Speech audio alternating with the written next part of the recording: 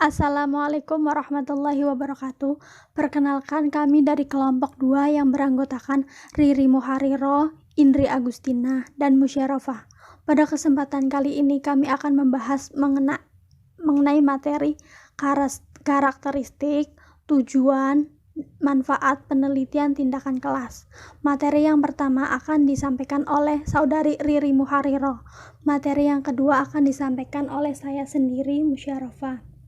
Materi yang ketiga akan disampaikan oleh Saudari Indri Agustina. Sebelum belajar, alangkah baiknya kita berdoa terlebih dahulu. Bismillahirrahmanirrahim. Rabbi syrahli sadri wa yassirli amri wahlul 'uqdatam min lisani yafqahu qawli. Amin ya rabbal alamin. Assalamualaikum warahmatullahi wabarakatuh. Saya Riri Muhariro. Saya di sini akan memaparkan mengenai karakteristik penelitian tindakan kelas. Penelitian tindakan kelas merupakan bentuk penelitian tindakan yang diterapkan dalam aktivitas pembelajaran di kelas. Ciri khusus penelitian tindakan kelas adalah adanya tindakan nyata yang dilakukan sebagai bagian dari kegiatan penelitian dalam rangka memecahkan masalah pembelajaran di kelas. Pada dasarnya, semua jenis penelitian adalah upaya memecahkan persoalan atau sebuah masalah. Begitu pula dengan penelitian tindakan kelas yang berupaya memecahkan permasalahan yang timbul dalam kegiatan pembelajaran. Walaupun begitu, penelitian tindakan kelas memiliki karakteristik sendiri, yaitu bahwa problem yang menjadi objek penelitian berangkat dari problem pembelajaran sehari-hari yang dihadapi oleh guru. Karakteristik penelitian tindakan kelas yang paling jelas adalah bahwa penelitian ini bukan sekedar ingin tahu persoalan, tapi ingin mencari solusi persoalan dalam rangka memperbaiki keadaan pembelajaran. Selanjutnya, menurut Richard Winter dalam Mahmud dan Priyatna tahun 2008, ada 6 karakteristik penelitian tindakan kelas. Yang pertama, reflektif. Yang kedua, kritik dialektis. Yang ketiga, kolaboratif. Yang keempat, resiko. Yang kelima, susunan jamak. Dan yang keenam, yang terakhir, internalisasi teori dan praktek. Karakteristik yang pertama tadi yaitu refleksi. Di dalam penelitian tindakan kelas, yang dimaksud dengan refleksi ialah suatu upaya evaluasi atau penilaian. Refleksi ini perlu adanya upaya kritik, sehingga dimungkinkan pada taraf evaluasi terhadap perubahan-perubahan. Yang kedua, kritik dialektis. Dengan adanya kritik dialektis, diharapkan peneliti bersedia melakukan kritik terhadap fenomena yang ditelitinya. Yang ketiga, kolaboratif. Di dalam penelitian tindakan kelas, diperlukan hadirnya suatu kerjasama dengan pihak-pihak lain, seperti atasan, sejawat atau kolege, mahasiswa, peserta didik, dan sebagainya. Semuanya itu diharapkan dapat dijadikan sumber data. Peneliti tidak hanya sebagai pengamat, tetapi dia juga terlibat langsung dalam suatu proses situasi dan kondisi. Kolaborasi dalam kesempatan ini ialah berupa sudut pandang yang disampaikan oleh setiap kolaborator. Selanjutnya, sudut pandang ini dianggap sebagai andil yang sangat penting dalam upaya pemahaman terhadap berbagai permasalahan yang muncul. Namun, fungsi kolaborator hanyalah sebagai pembantu di dalam penelitian tindakan kelas. Karakteristik yang keempat yaitu resiko. Dengan adanya ciri resiko, diharapkan dan dituntut agar peneliti berani mengambil resiko, terutama pada waktu proses penelitian berlangsung. Resiko yang mungkin ada di antaranya, yang pertama melesatnya hipotesis dan adanya tuntutan untuk melakukan suatu transformasi. Yang kelima, susunan jamak. Pada umumnya, penelitian kuantitatif atau tradisional berstruktur tunggal karena ditentukan oleh suara tunggal, atau yaitu penelitinya. Akan tetapi, penelitian tindakan kelas memiliki struktur jamak karena Jelas sekali bahwa penelitian ini bersifat dialektis, reflektif, partisipasi atau kolaboratif. Susunan jamak ini berkaitan dengan pandangan bahwa fenomena yang diteliti harus mencakup semua komponen pokok supaya bersifat komprehensif. Yang terakhir atau yang keenam, internalisasi teori dan praktik. Menurut pandangan para ahli penelitian tindakan kelas bahwa antara teori dan praktik bukan merupakan dua dunia yang berlainan, akan tetapi keduanya merupakan dua tahap yang berbeda yang saling bergantung, dan keduanya berfungsi untuk mendukung transformasi. Sedangkan menurut Sunyono dalam Eka Warna tahun 2013, penelitian tindakan kelas memiliki karakteristik sebagai berikut.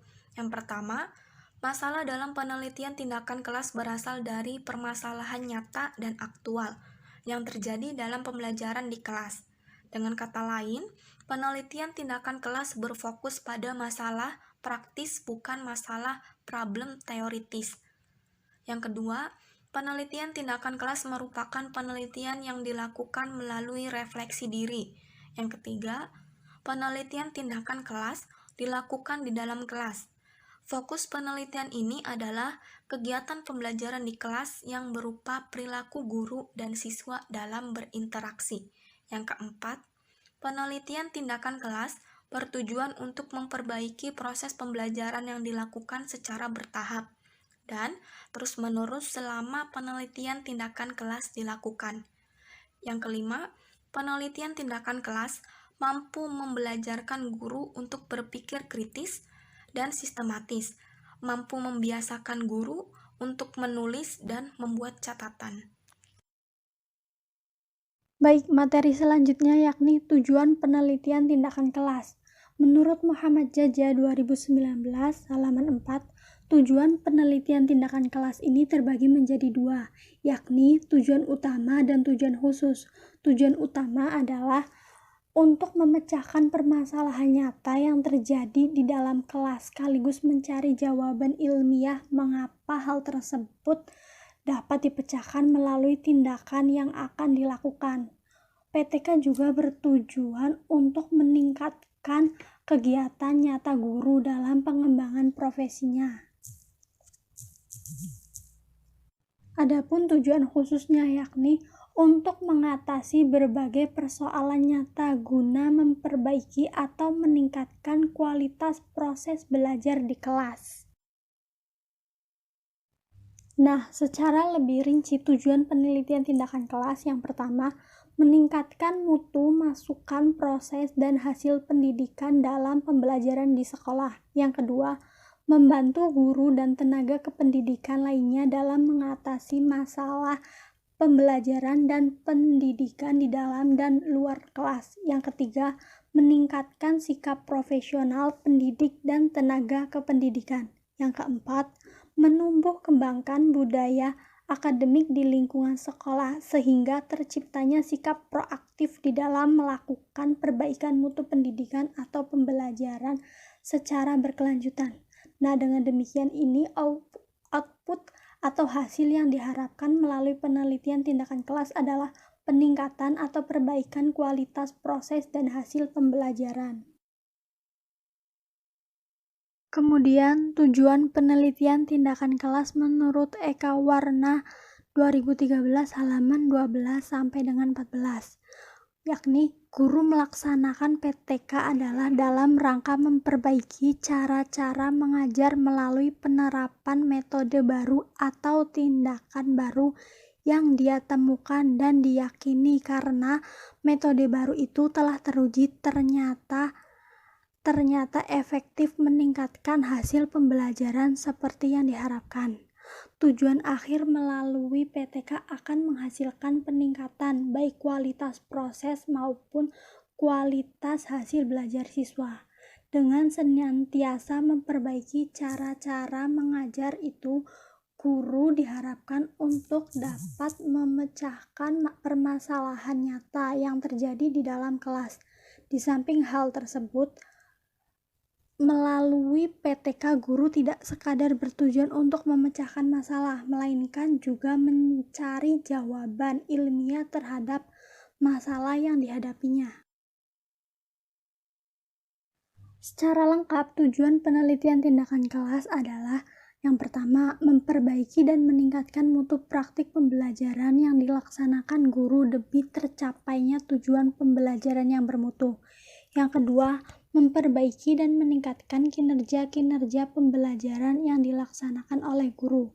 Yang ketiga, mengidentifikasi, menemukan solusi, dan mengatasi masalah pembelajaran di kelas agar pembelajaran bermutu.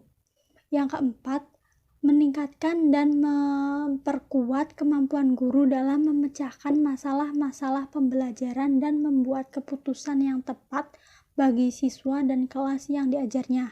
Yang kelima, mengeksplorasi dan membuahkan kreasi-kreasi dan inovasi-inovasi pembelajaran seperti pendekatan, metode, strategi, dan media yang dapat dilakukan oleh guru demi peningkatan mutu proses dan hasil pembelajaran. Yang keenam, mencobakan gagasan, pikiran, kiat, cara, dan strategi baru dalam pembelajaran untuk meningkatkan mutu pembelajaran selain kemampuan inovatif guru. Yang ketujuh, mengeksplorasi pembelajaran yang selalu berwawasan atau berbasis penelitian agar pembelajaran dapat bertumpu pada realitas empiris kelas, bukan semata-mata bertumpu pada kesan umum atau asumsi.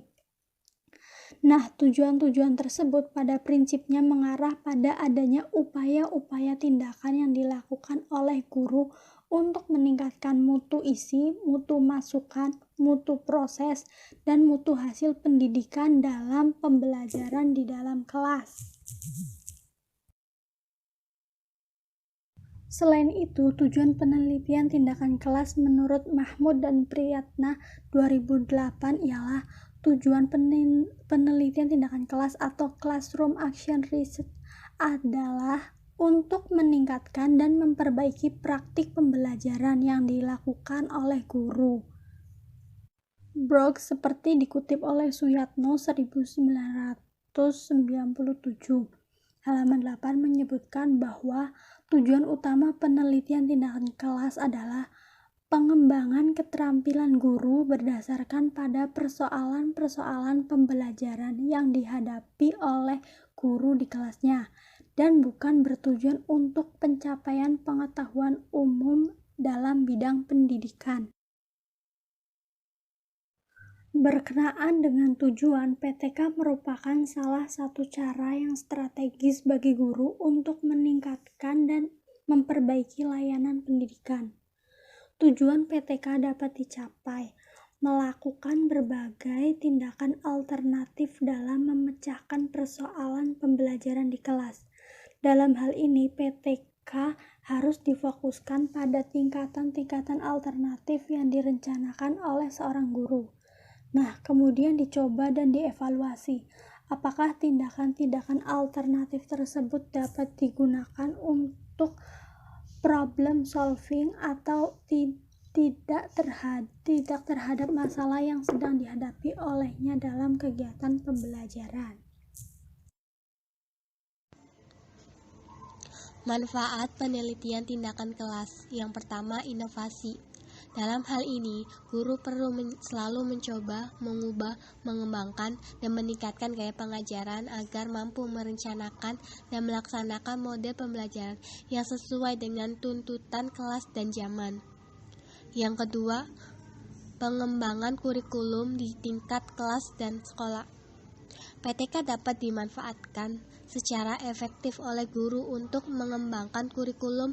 Hasil-hasil PTK akan sangat bermanfaat jika digunakan sebagai sumber masukan untuk mengembangkan kurikulum baik di tingkat kelas maupun sekolah. Yang ketiga, peningkatan profesionalisme guru. Keterlibatan guru dalam PTK akan dapat meningkatkan profesionalisme guru dalam proses pembelajaran. PTK merupakan salah satu cara yang dapat digunakan oleh guru untuk memahami apa yang terjadi di kelas dan cara memecahkannya yang dapat dilakukan. Keempat, manfaat bagi siswa dan pembelajaran. Dengan adanya pelaksanaan PTK, kesalahan dan kesulitan dalam proses pembelajaran, baik strategi, teknik, konsep, dan lain-lain, akan dengan cepat dapat dianalisis dan didiagnosis, sehingga kesalahan dan kesulitan tersebut tidak akan berlarut-larut. Sehingga PTK mempunyai manfaat yang sangat besar dalam meningkatkan kualitas pembelajaran di kelas. Yang kelima, manfaat bagi sekolah. Ada hubungan yang erat antara perkembangan suatu sekolah dengan perkembangan kemampuan guru. Sekolah tidak akan berkembang jika gurunya tidak memiliki kemampuan untuk mengembangkan diri. Karena meningkatkan kualitas pembelajaran mencerminkan kualitas pendidik di sekolah tersebut. Yang keenam, manfaat PTK bagi guru. Yang pertama, guru memiliki kemampuan memperbaiki proses pembelajaran melalui suatu kajian yang mendalam terhadap apa yang terjadi di kelas. Yang kedua, dengan melakukan PTK, guru dapat berkembang dan meningkatkan kinerja secara profesional karena guru mampu menilai, merefleksi diri, dan mampu memperbaiki pembelajaran yang dikelolanya. Yang ketiga, melalui PTK, guru mendapat kesempatan untuk berperan aktif dalam mengembangkan pengetahuan dan keterampilan sendiri. Yang keempat, dengan PTK, guru akan merasa lebih percaya diri.